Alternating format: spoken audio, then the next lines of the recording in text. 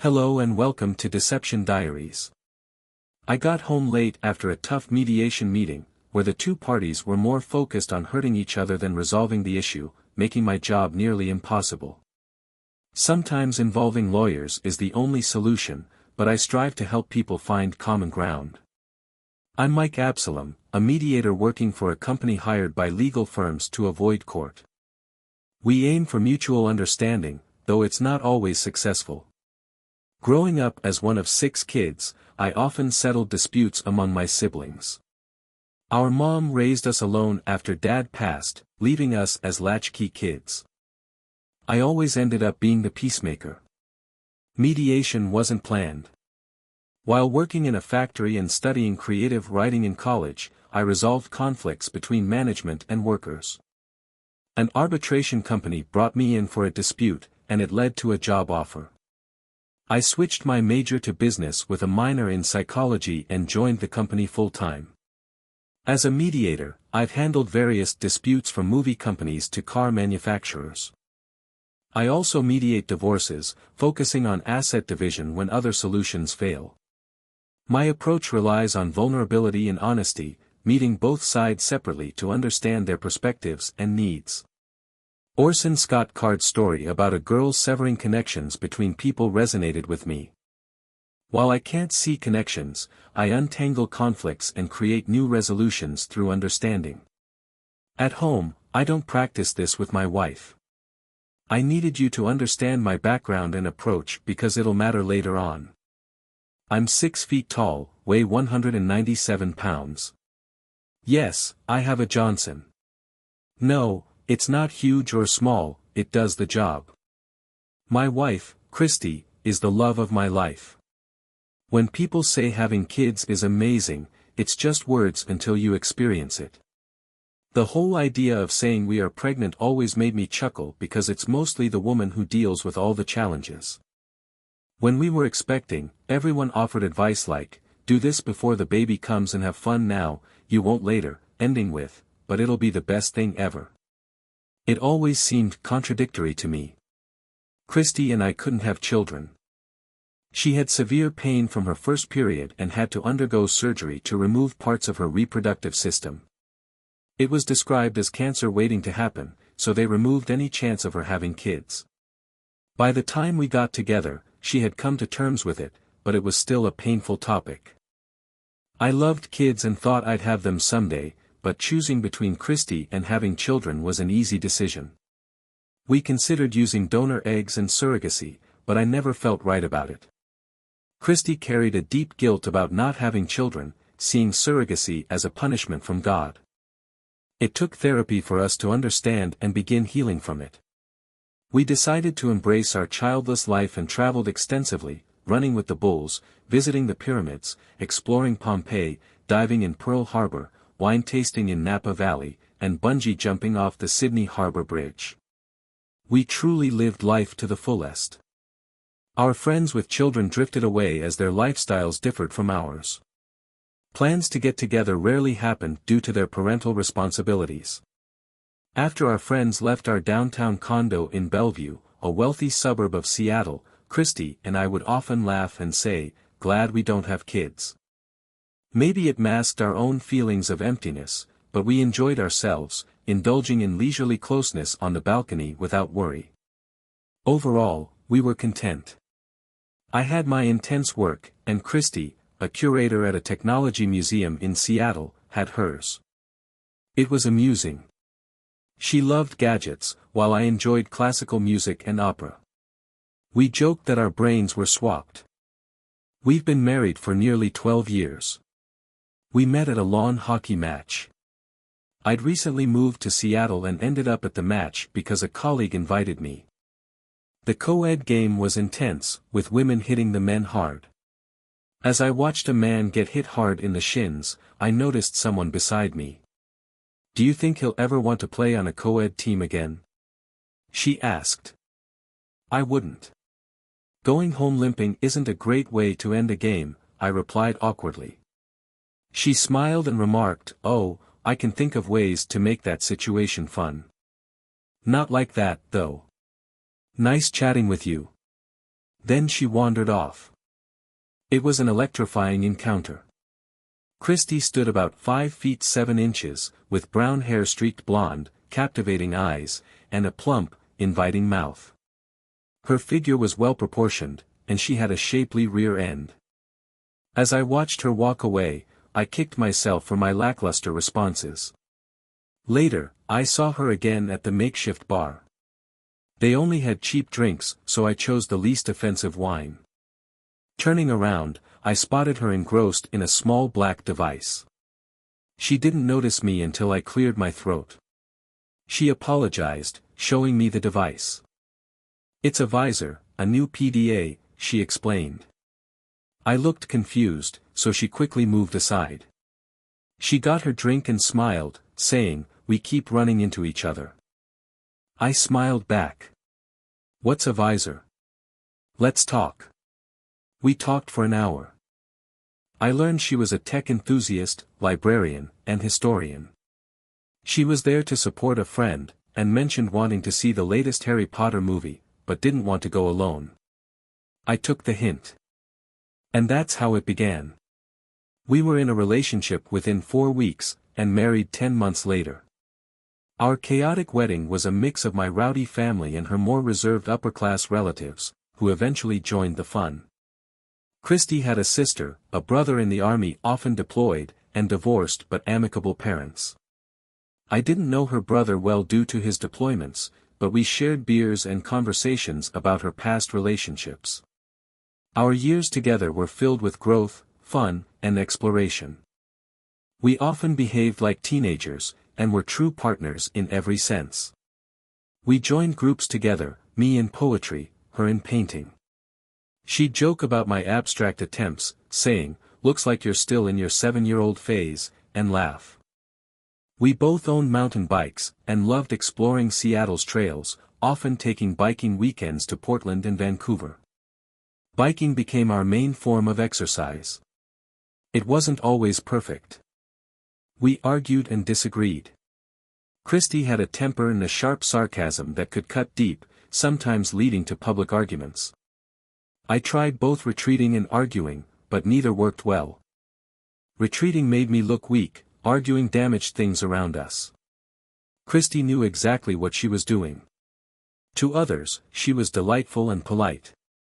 With me, she freely expressed her displeasure, which felt like trust, but also worried me about her mental well-being. What really infuriated her was when I used my freaking Jedi mind tricks. Switching into mediator mode escalated our arguments. She learned not to bring up my mother after a weekend in a motel, because I kicked her out. She often had valid reasons to be upset. I'm not easy to live with, moody, quick-tempered, and critical. I could provoke bad situations, preferring to handle them privately. She usually realized when she went too far and would apologize, but I'd still struggle afterward. Our bed life was amazing, perfectly matched. We explored fantasies, tried daring things, and role-played until a confrontation ended it. Our relationship was complex, filled with intense emotions and unique experiences. Despite all that, we were happy. At least, I thought so. My work could be demanding at times, and occasionally required travel. Being a freelance contractor for my company meant I had to go where the work was, but these trips were infrequent and short-lived. Christy also traveled occasionally for her museum job, especially to tech companies donating old equipment. A few times, I tagged along in enduring boring lectures about outdated technology and its former value, which wasn't exactly my idea of fun. Yet on those trips, I got to golf in Arizona during winter, gamble on nickel slots, and enjoy intimate moments with my wife in hotel rooms, so I couldn't complain too much. But let's get back to the evening that changed everything, which is really what this story is about anyway. I walked into our condo with its nice view, tossed my jacket on a chair, and called out, "I'm home, what's for dinner?" The lights were on, so I knew Christy was home too. Her Mazda Miata MX-5 was parked in the underground lot. Our condo's entrance led directly into the kitchen, where I grabbed a low-calorie beer, or as she called it, diet beer, and wandered into the living room. There she was, sitting on the couch with her knees together, looking up at me nervously, biting her lip. But it wasn't her demeanor that caught my attention, it was the guy sitting next to her. "Honey," she began weakly. I froze, staring in disbelief at what I saw. Her body language was a mix of regret, nervousness, and defiance, all familiar to me after years of being together. You can't live with someone that closely for so long without understanding their expressions. Well, apparently you can, as I was learning. But in that moment, I could read the entire situation clearly. As for the guy, he was young, sporting a smile that was just a notch shy of confrontational. Not quite a sneer, but close. It was the classic arrogance disguised with a hint of sensitivity. He might have even believed it himself, but his body language clearly asserted dominance and ownership over her. She leaned forward, he leaned back, arms spread out along the sides of the couch, one behind her. She tilted slightly forward to avoid looking like he had his arm around her, but she hadn't removed it either. She was trying hard to downplay the situation, not realizing her efforts were making it look worse. Now she appeared guilty rather than regretful. Just by looking at them, I could piece together part of the situation. I knew what had been going on. I wasn't sure where they thought things were heading, whether it was a confession and promise not to repeat or a breakup talk, but I knew what had happened beforehand. You can't miss it when you witness something like this. I glanced at them for a moment longer, then slumped into the chair next to the couch, positioned at a right angle to it. This placed me right next to the guy who gave me what he probably thought was a concerned look. Christy frowned as I sat down and I could interpret the expressions on her face. Our seating arrangement was really bad. If I lost my temper, she wouldn't be able to intervene, but it was too late for that now. They were clearly following some kind of script and I had to suppress the anger churning in my stomach to figure out what that script entailed. I cracked open the beer, took a deep sigh, and had a long sip.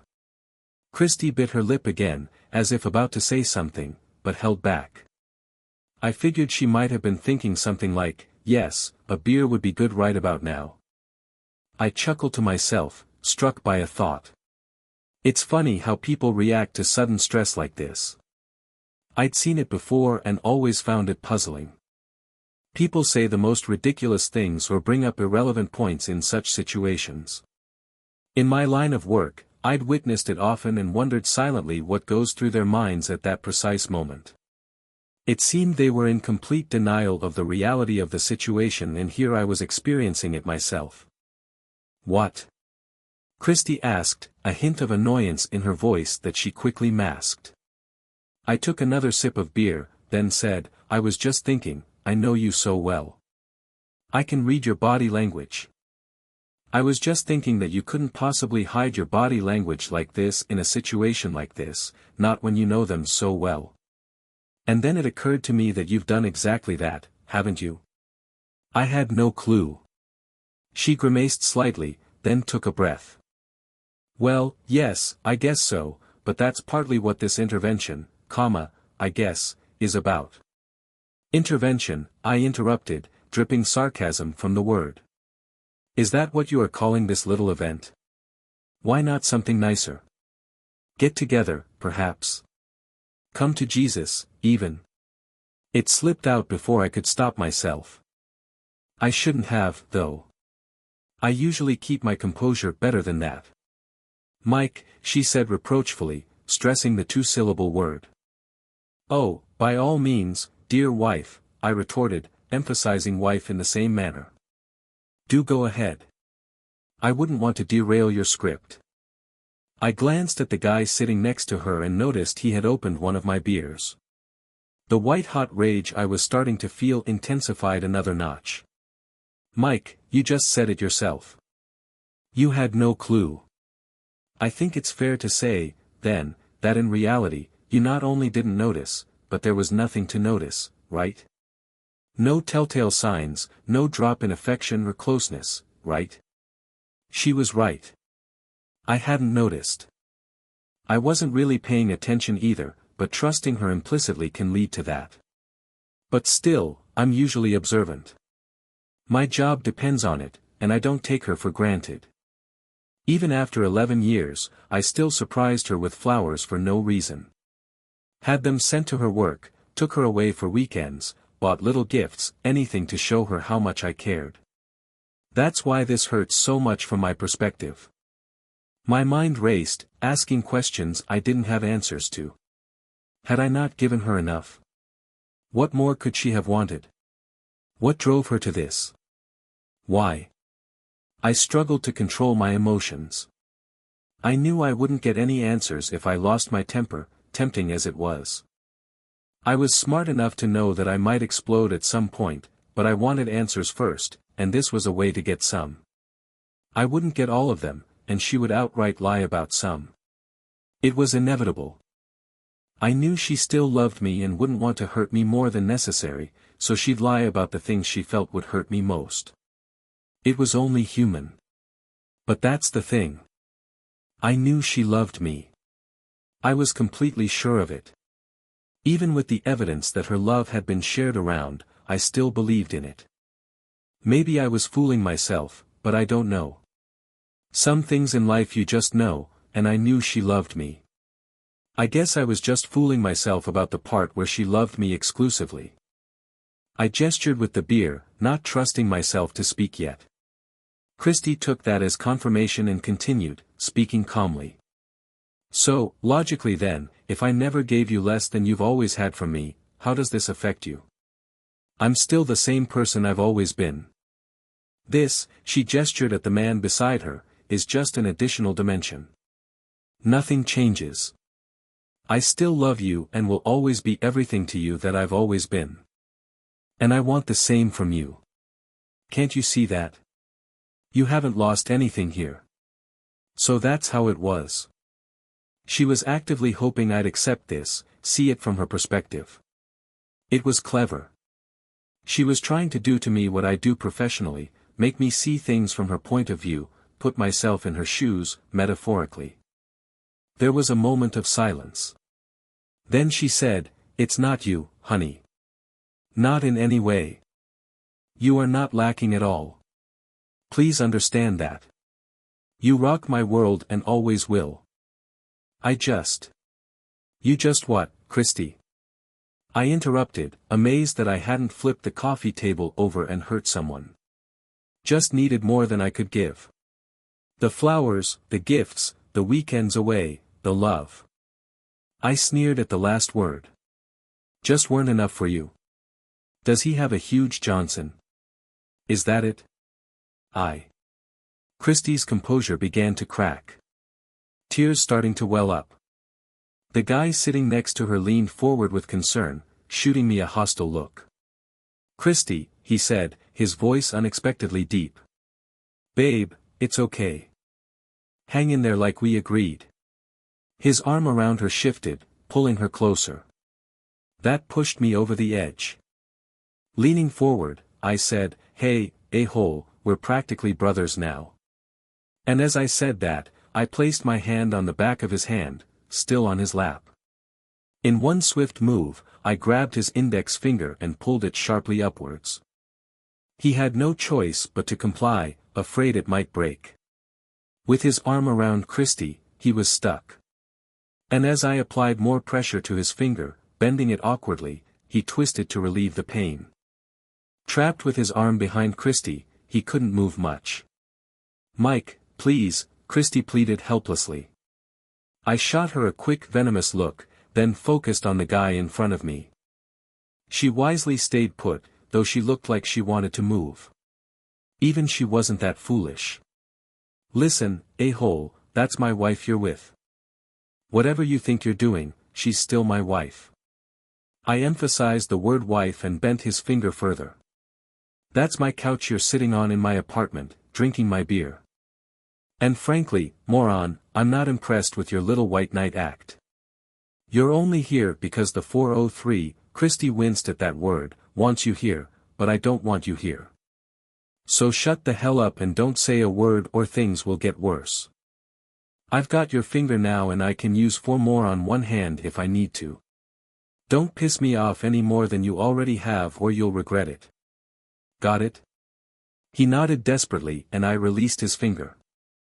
He sat back, withdrawing his arm from Christy, rubbing his sore finger vigorously and glaring at me. I held his gaze. Not a word, a-hole, remember that. Then I turned to Christy, who looked even paler but quickly composed herself. That was unnecessary, Mike. James wouldn't have hurt you. He's just here for me, to support me. He's not a threat. Really? How nice for him. But he better keep quiet. I won't hit you, but damn. I feel like hitting someone right now and he's here. Mike, please. Please understand. This wasn't planned. It just happened. What happened, Christy? Did you trip and fall onto his Johnson? It was a line I'd heard before and it slipped out. She sighed. No, nothing like that. We just worked together and it happened. I'm sorry. I don't know what else to say. I love two men. I love you, always have and always will. But I love James, too. I can't explain it. It's not the same. There are similarities, but I love you both in different ways. Please, try to understand. I took another sip of beer as I thought about how to respond. Setting the beer down, I simply said, that's not true. She bristled. Yes, it is. You know I love you. You can't doubt that. I've always treated you with love and consideration even when. She hesitated, then continued. Other things were going on. I made sure you never felt anything less than my full commitment. That won't change. She stared at me intensely, almost daring me to challenge her. Her words sounded like she was declaring how things would be from now on using classic leadership tactics. Not today, Christy, I thought. The thing is, in my line of work, dealing with vulnerability, bringing people together through common ground and fairness, it can bring people closer, but in the wrong hands, it can tear them apart. I try not to do that. While I understand what unites people, I also know how to create division. It's like a massage therapist who can either relieve pain or cause it by knowing the right spots. I have that power too, though I hate having it. When I'm angry, I can really hurt someone. And I was furious then. She needed to understand my pain and her role in causing it. She needed a reality check about her future, and I was going to shake that up with my words right then and there. Looking back, I'm partly ashamed of what I did, but also proud that I didn't just give in and let things happen. What I did wasn't great. But what was the alternative? I couldn't give her what she wanted because it wasn't what I wanted. It was the opposite. There was no middle ground here as I saw it. If we had agreed to open our marriage together, that would be one thing. But we hadn't, and I wouldn't have agreed to that anyway. I believed in being faithful. So what she wanted was the exact opposite of what I wanted. Her actions with that guy next to her made it clear that was all she was willing to accept. I wasn't going to give in to her, so as far as my profession's rules go, it was essentially over except for dividing up the CD collection. I cocked my head at her. I knew what mattered to her. I understood how difficult this must have been for her, how she must have struggled with the decision. I imagined she'd find it hard to face herself in the mirror after today, time to make things even more painful. And what if I refuse? What if I say I won't accept that, Christy, that I don't share, and neither should you? What about the promises we made? Don't they mean anything? She had the decency to look away. I get why you're angry, Mike. I would be too. But I'm here to help you through this. Look, this has been going on for a while. You were unaware until now because I respect you and think you deserve to know. I don't know what will happen next, but I know what I want to happen. I think you can handle this. I think you will. What we have together is too important to let go. You know it. You know we're better together than apart. This. She gestured towards the guy again. Doesn't change that. I don't know how to make you see that. It's like a second job or something. She had no clue about the depth of my anger. She exhibited all the typical signs of someone who had dismissed the idea of understanding the negative reaction because there was no acceptable way to deal with it or acknowledge being at fault. Most people did this. When they've done something wrong, they tend to minimize the reaction because admitting otherwise would mean acknowledging a serious wrongdoing. No one wants to do that because then they'd have to confront it. I snorted and said, "You really believe that, huh? How did you think this would play out, Christy? How did you expect to soothe my hurt feelings? How did you plan to fix all this?" She blinked at that, but I'll give her credit. She gathered herself. "I don't know. You'd have to tell me. Whatever you want." "Okay. No problem. Tell this jerk you're done and you want him out of here right now and he can forget your number." Leaning forward, I locked eyes with her. "That's what I want, Christy.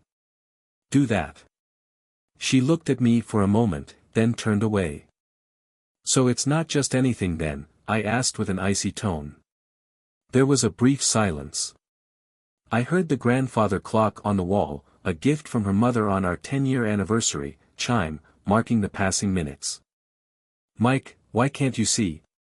Nothing has to change. We're having this conversation now because I refuse to deceive you. It's tearing me apart, pretending. I need to be free. Don't you want that for me? I respect you enough to tell you, to make you understand. To accept." I finished her sentence. She nodded, a tear forming at the corner of her eye. "How long have we been married, Christy?" I asked abruptly. 11. 11 years, she replied, unsure. "Right. And in all that time, have I ever given you the impression that this would be okay with me? That I'd accept it, overcome this, and move on?" Once again, she looked away. Point for Team Mike. She insulted my intelligence and understanding of who I am, deliberately ignoring reality. "No," she said softly. Then she looked back. "But you can. I know you can. Our life is built on pure love for each other. If you truly love me, you'll let me have this. Pure love. And this is how you show it. Falling for someone else and sleeping with him. Is that pure love? What's pure hate in your world? Murdering me first. That's not fair, Mike. I didn't plan this. I don't want to hurt you. Well, you've done a damn good job of it anyway. I'm sorry. So am I. Doesn't change much, does it?" I took another sip of beer. I couldn't taste it, just cold and wet. I pondered my next move. I knew how difficult this must have been for her to admit. That's why that jerk was sitting there with her.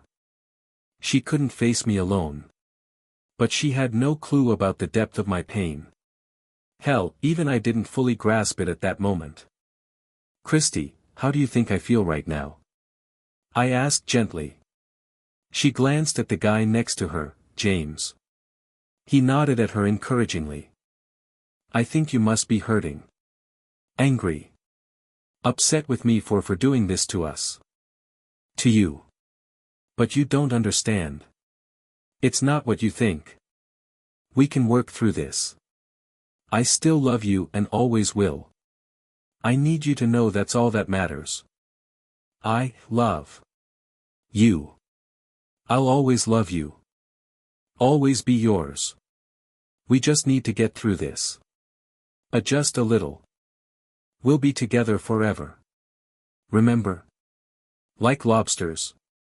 She was talking about an episode of the TV show Friends we had watched. We both loved the idea of the old lobster couple and even dressed up as lobsters for Halloween that year. "I don't think you understand at all. You've completely shattered my heart, you know. Everything I believed our relationship was built on feels like a lie." The pain surged out of me. Raw and intense. "No, it's not," Christy cut in. "That's the thing. It's not. I'm still me. You're still you. Our marriage is still the same. There's just another aspect to it now. A new dimension. You need to grasp that. Nothing fundamental has changed. You needed to know. That's all. Why, Christy? Why did I need to know? Why couldn't you have just kept sneaking around? I paused, wanting to make a point. She seemed taken aback. You would have preferred me to keep cheating? No, that's not what I meant. Why did I have to know? Because it was tearing me apart, she replied, sounding slightly confused, not seeing my point.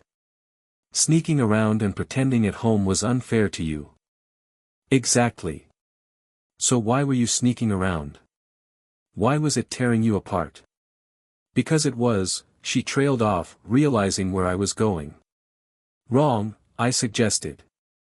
She just stared at me. You were sneaking around because deep down you knew it was wrong. You knew I'd be furious, hurt, and devastated if I found out. You hid your deceitful actions because you knew they were destructive and morally wrong. There was a moment of silence. Then she said, we just needed to find a way to tell you that would minimize the pain. How's that working out so far, you think? I retorted sarcastically. She didn't reply. And you still have no clue how I feel right now. Everything you're saying is just words. Oh, I'm sure this is difficult for you, so tough. Neither of you are sacrificing a damn thing, are you? It's all on me to accept this, while for you it's a settled matter. You've lost nothing. You're having your cake and eating it, too. And this guy here, well, I don't even know what he's giving up. Probably nothing. He gets you without guilt, sneaking around. Big deal. He stared at me, ready to speak, but my glare made him pause. I looked pointedly at his finger and set my beer down, preparing myself for something. He hesitated and reconsidered. Mike James wants me just as much as you do. I'm trying my best here. Cut me some slack. I've told him, just like I'm telling you, he doesn't get to have me the same way you do. I have 2 men to care for now and I'm not shortchanging you in any way. You're such a fool, Christy. Listen to yourself. Not shortchanging me. That's bullcrap. The fact that we're even having this conversation means I'm getting shortchanged, as you put it so nicely. I didn't sign up for sharing you when we got married and neither did you. The best you can do is kick this guy to the curb right now and throw yourself on my mercy. End of story. I don't share. Stop asking. You know better. But, you have no idea how much this hurts. Imagine if I had an affair. Imagine I was seeing that cute redhead paralegal for months, told you I loved her and wanted to continue. I looked at her and realized my words were falling on deaf ears. She was too wrapped up in her own situation to grasp the reality of what I was saying. Then she spoke and confirmed it. Well, I wouldn't like it much, but I'd find a way to come to terms with it. Bull crap. The only reason you say that is because of the situation you want me to accept. Let's be honest here. Oh, sorry. I shouldn't have asked that, should I? That shut her up. Even she couldn't deny the truth in that statement. You've destroyed me, Christy. You've destroyed us. Don't you get that? I don't care what you keep saying about nothing changing. It has. And that's a fact. No matter what happens now, you've betrayed me forever, always.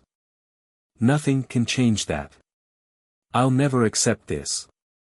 And I have to ask you to leave, because clearly you want to keep this going. Even if you didn't, how could I ever trust you again? You've kept this from me for God knows how long. If you said, fine, I'm done, then what?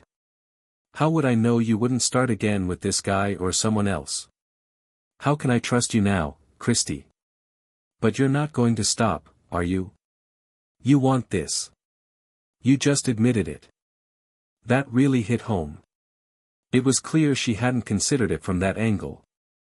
That's the thing about people who strike deals with the devil. They never do. You've made your choice and it's not me, is it? Because if it were, this guy would be out of here by now.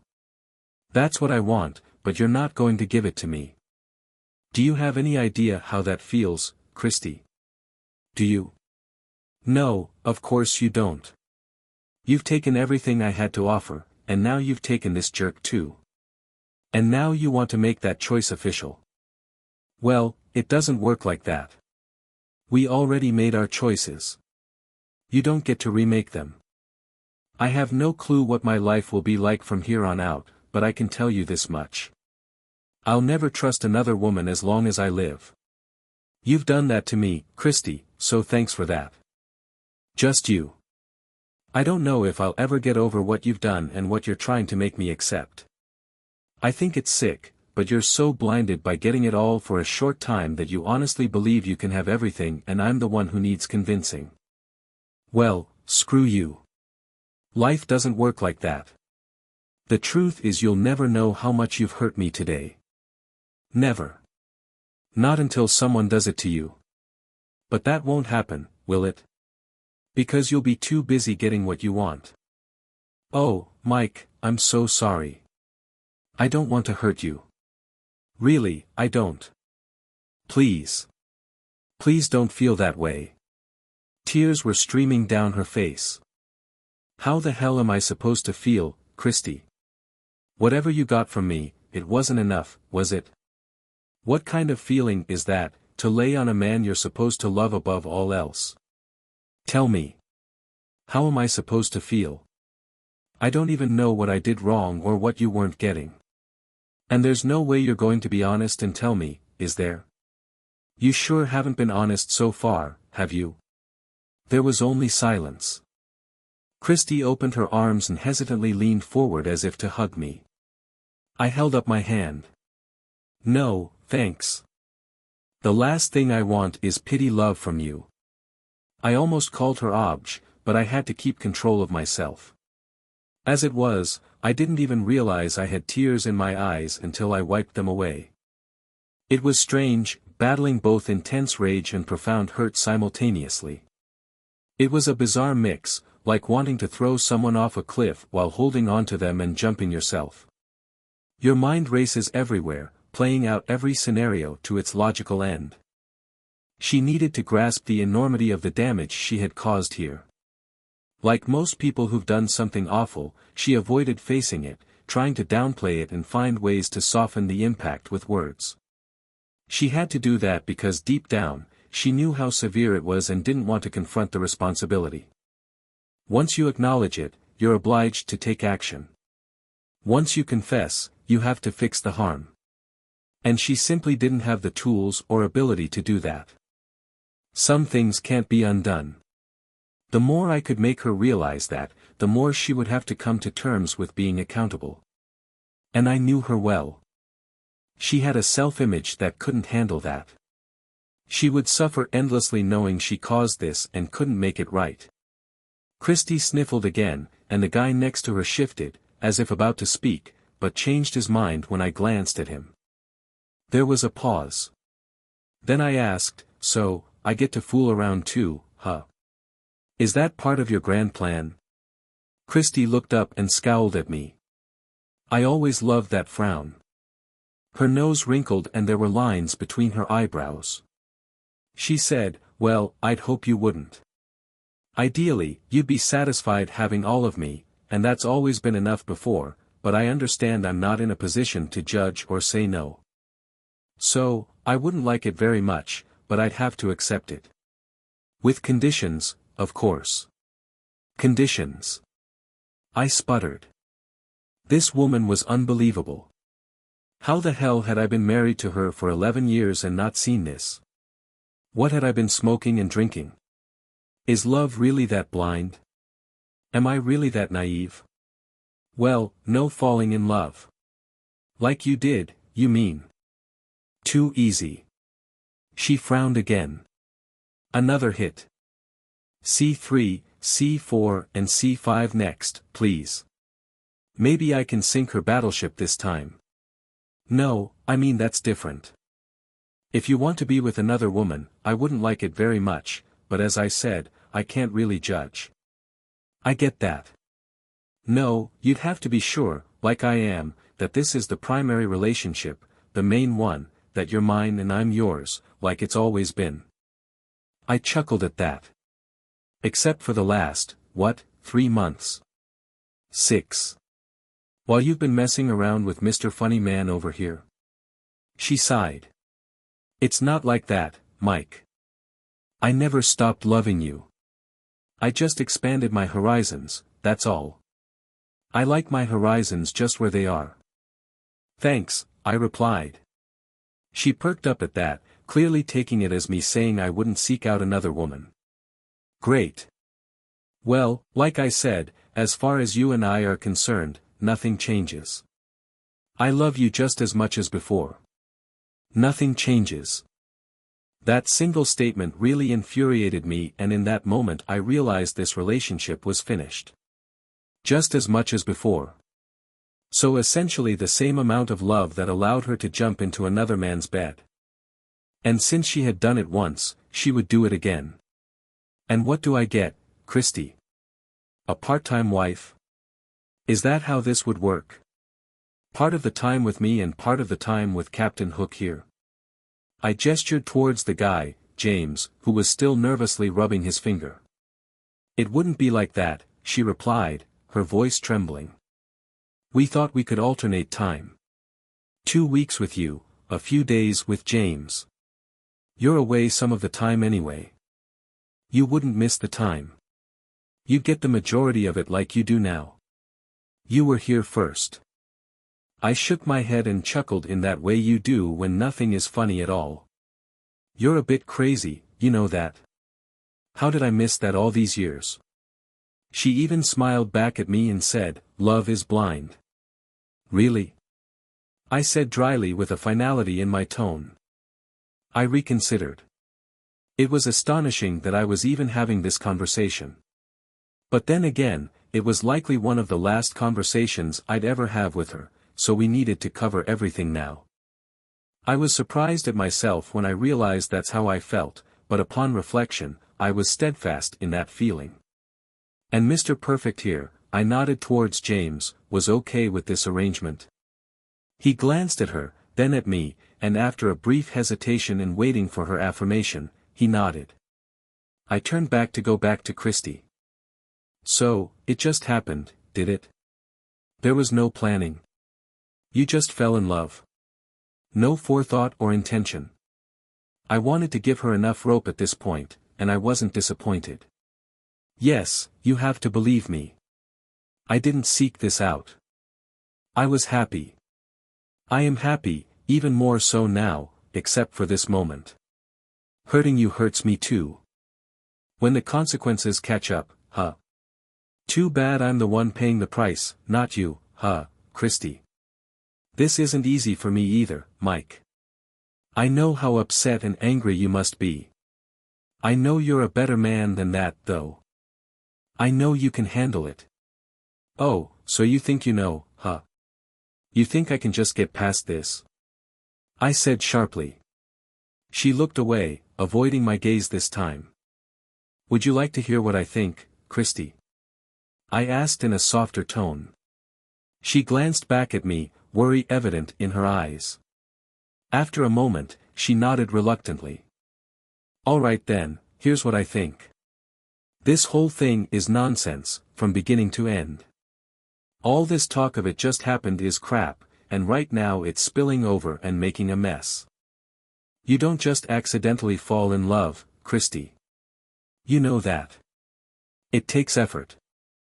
It's about spending time together, making each other laugh. Those little gestures and moments that build closeness. It's intimate, and you don't do those things unintentionally.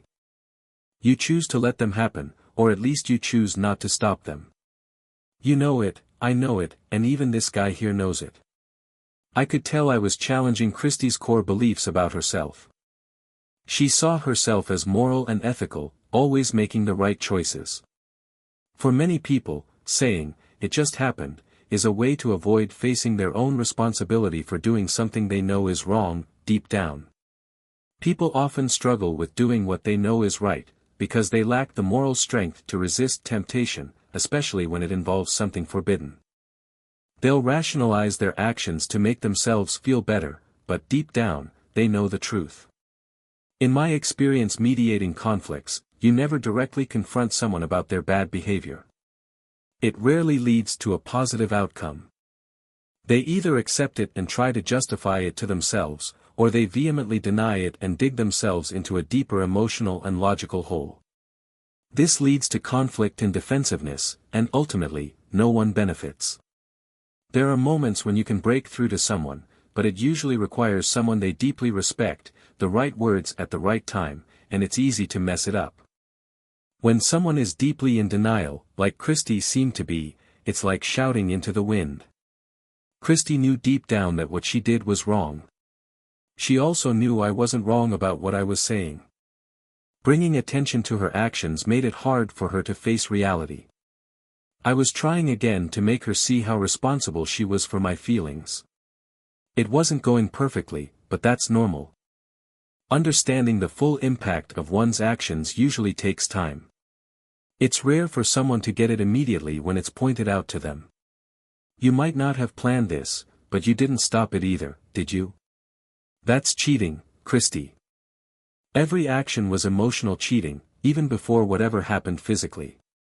You know that, I pointed out, shining more light on the issue. I knew she'd be thinking about this for days. So your excuse is that I wasn't lacking anything? That's your defense? I pressed further. She just stared back, starting to understand my approach and feeling intimidated. Words are powerful when used effectively, and she knew I was skilled at it. I get it. So, it never crossed your mind that if you had so much love left over for James, then you weren't giving me my fair share? You've decided how much love I should get and whatever's left is yours to give as you please. Is that it? I challenged. Her response surprised me. She countered, you can love your children and still love your spouse. Did your mother love you any less because there were 6 children? It struck me that they must have prepared for this. They were anticipating my arguments. It showed some level of planning which I found disappointing. Yes, that's true. But let's be clear. I didn't get what I needed from you. Not at all. But we're not talking about children here, Christy. We're talking about a marriage, I concluded sharply. She flinched at my tone, and I took that as a small victory. I'm so glad you've calculated exactly how much love I deserve. Maybe you should publish a paper on it. I'm sure plenty of other couples would love to know that magic number. Just enough so he doesn't notice any lack. Right? She stared back at me, her face pale around the eyes. She knew I was about to confront her head-on. What do you think your sister would say about all this? Have you even considered that? I asked, curious. Christy lifted her head defiantly, jutting out her jaw. It was clear she was digging in her heels. I think they wouldn't approve. But if I could explain to them that I never intended for this to happen, that it just did, that I'm seeking happiness, and this is my way to find it, they'd understand. They want what's best for me, she defended. That was true. Her sisters did want the best for her. Yet I knew they weren't blind to her flaws or her choices. Her brother had given me a stern talk on our wedding day. He warned me not to tolerate her nonsense. She burns bright but fast.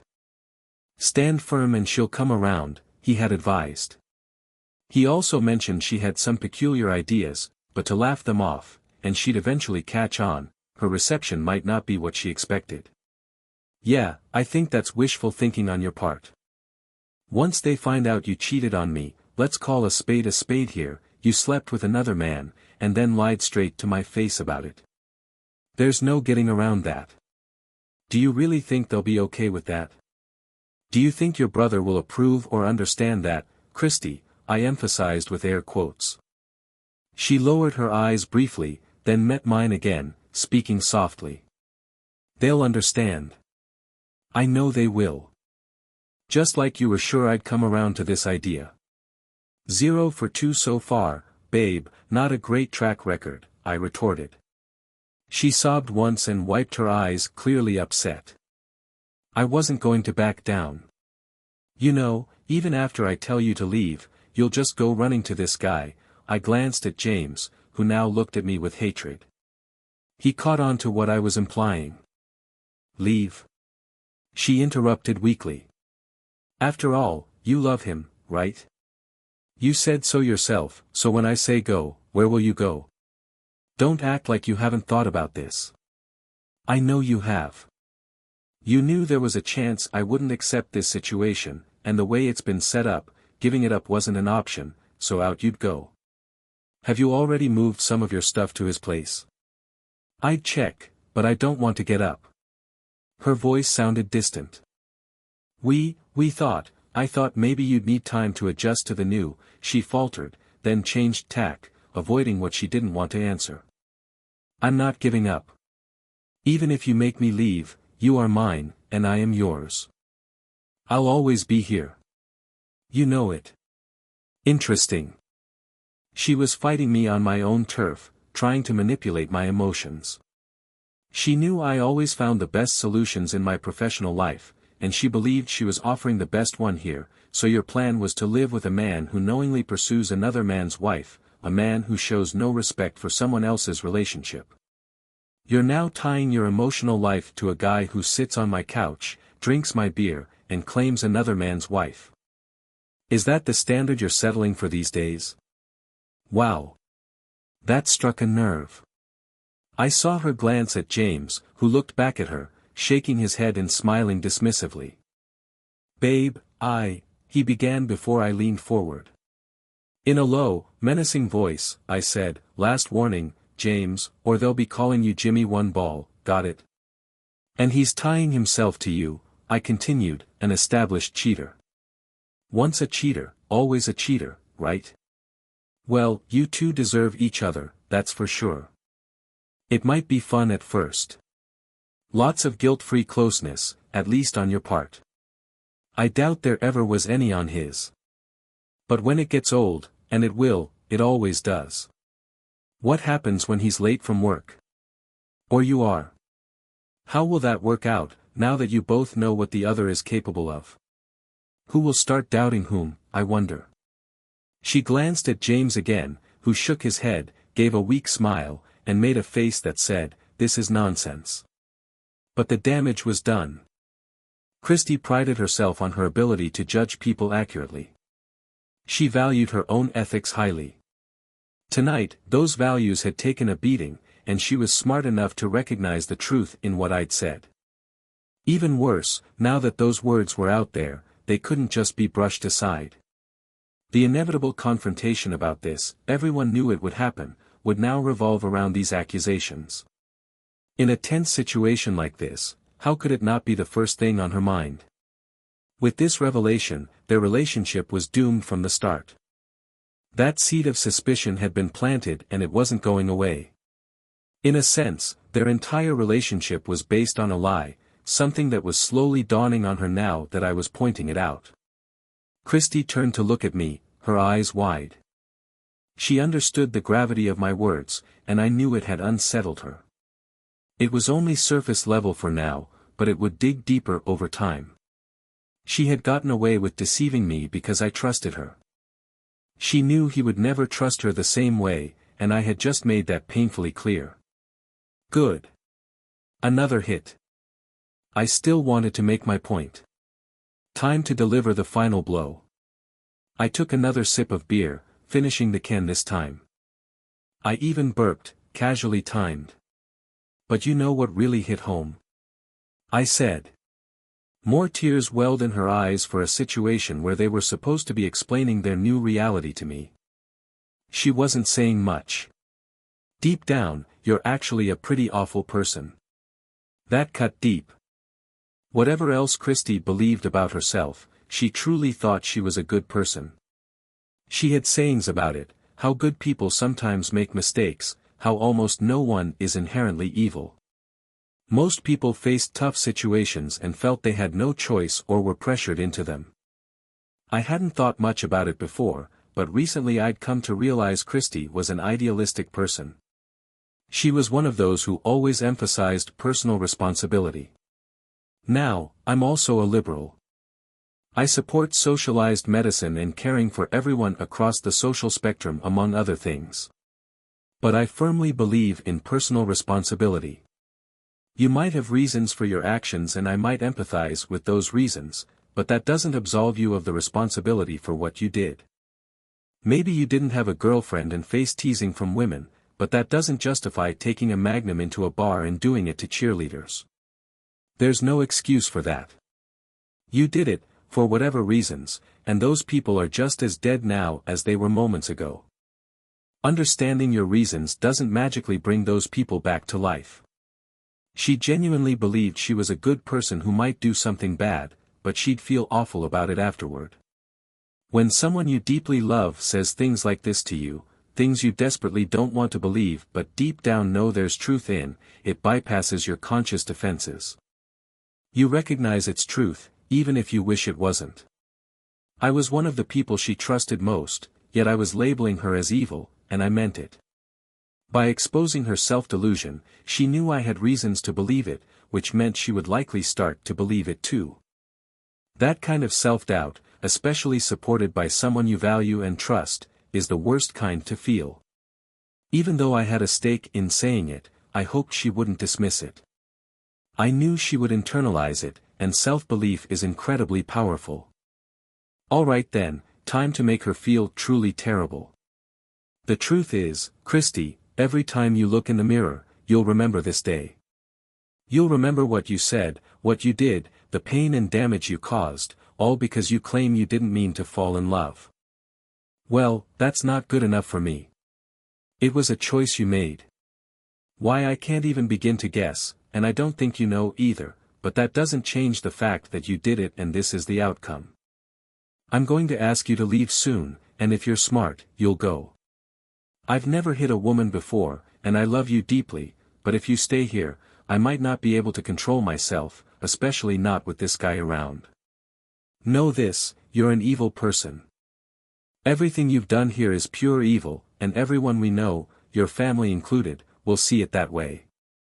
I can explain it to them just like I did to you. Think about the consequences of your sordid affair. You've destroyed the one thing in your life that was reliable, and there's no one else to blame but yourself. You're undeniably a truly evil human being, the kind who harms others, and then tries to avoid responsibility by downplaying the damage. I hope you end up alone and in pain. If I were you, I'd seek professional help. It's too late now, but I'd want to understand why, so I wouldn't repeat it. So go ahead, leave with your serial cheater and enjoy wondering where each other are all the time. Meanwhile, I'll sit here drinking myself to death, wondering what I could have done differently. I hope the closeness is worth everything you've lost. Now go. I sat there staring at her, and she stared back. She was about to speak, hesitated, and then began, "This is my house, too." That's when I lost control. I stood up, shouted as threateningly as I could, "Get out, you damn 403. I threw the empty beer can at the wall, but it didn't have the impact I'd hoped for. I was too furious to care. She wilted, and James stood up, glancing at me with concern. He looked away and quickly escorted a visibly frightened Christy to the door. "Wait," I said, realizing I had one last thing to do. It dawned on me in that moment, a fitting end to the night. I approached her. She recoiled from me.